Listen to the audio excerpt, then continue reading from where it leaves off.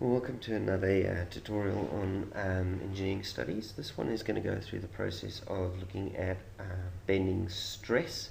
So the last tutorial that I did was on shear force diagrams and bending moments. So shear force diagram showed you how we could take the forces on a bridge, translate them into the shearing forces, and then we used those areas to calculate the bending moment diagram. And as we finished up the last lesson, we looked at the maximum bending moment, and I said that that was going to be used for bending stress. Now notice the bending stress and the bending moment are two separate things.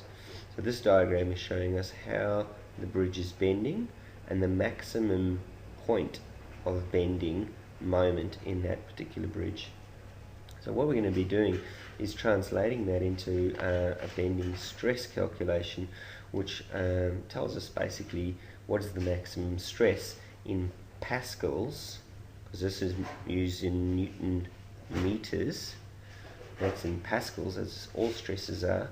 What is the maximum stress caused by bending in this bridge? So let's just remember that number. 100 Newton meters is the maximum bending stress. Now, what I'm going to do is I'm going to say, for that, we need to understand the shape of a bridge, or the shape of a beam. And I'm going to start off by talking about the beam as a cross-section I-beam, and we'll explain this in a second. But let's look at the formula before we start even looking at that. The stress in a bridge due to bending is equal to the maximum bending moment multiplied by y divided by I. And now you might be going, what is the y and the I equal to? The y is the distance from the neutral axis.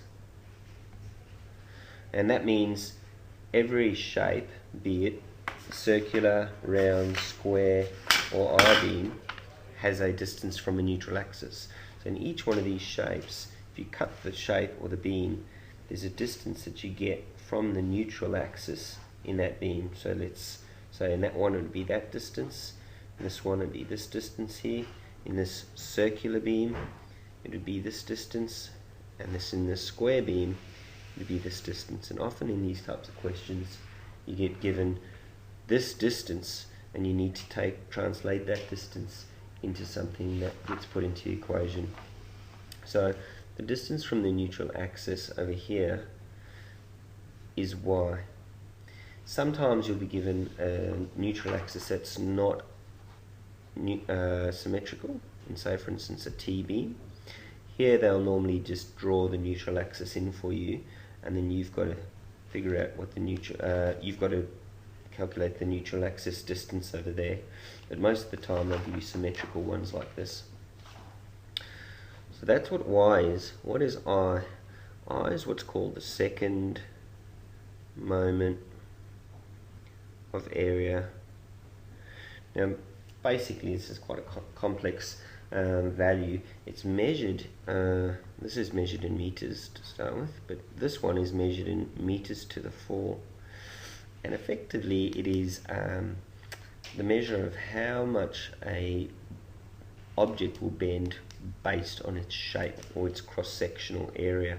So we look at something that's got this cross-sectional area, it'll bend possibly a lot less easily. Let's look at these different shapes here. This cross-sectional area, which is often used in construction, an I-beam, is used because it bends less easily than a circular rod sort of cross-section. So this kind of cross-section will bend easily, whereas this cross-section will bend not so easily. And you can see that in this kind of ruler.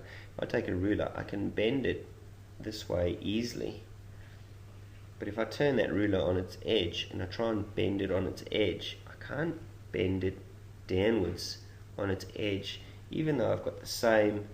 So here you can see I'm bending that easily, but if I do this, I can't bend that cross section easily because of the shape or the way that I'm trying to bend it.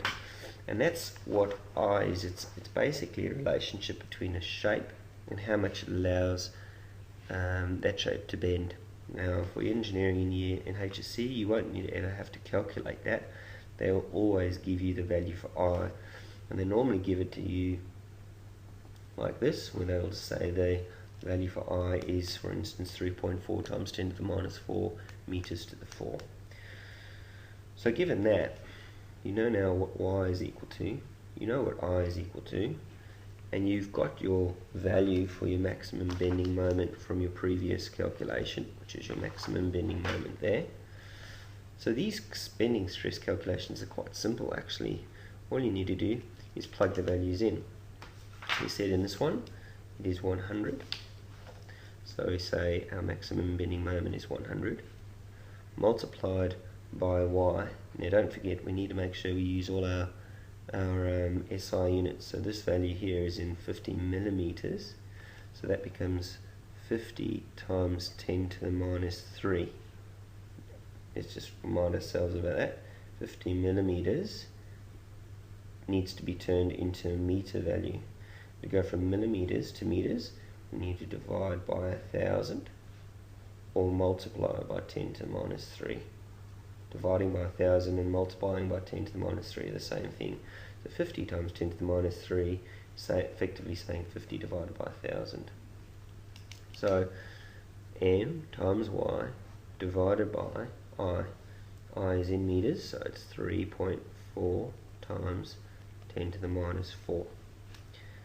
So now that we've got all of that, we just need to work that out in our calculator. So I'm just going to grab my calculator out, and I'm just going to start 100 multiplied by 50 times 10 to the minus 3 is 5, divided by 3.4 times 10 to the minus 4. That leaves me with 14705.8 pascals. Don't forget, we're talking about a stress here, and all stresses are measured in pascals. Okay? I might want to turn that into 1.47 kilopascals just to tidy up my answer. But effectively, that's all we really need to understand about bending stresses. The hardest part about these calculations are A, making sure you're understanding of the distance from the neutral axis, and B, just making sure that you're using SI units when you're using values like I and also Y. You'll always be given I because it's a sort of a very complex calculation that you don't need to worry about having to calculate what I would be equal to. They obviously might give you stress the second moment and Y and get you to calculate I out of that, but most of the time they'll be asking for the bending stress. So I hope you found this useful and give it a go in your textbook.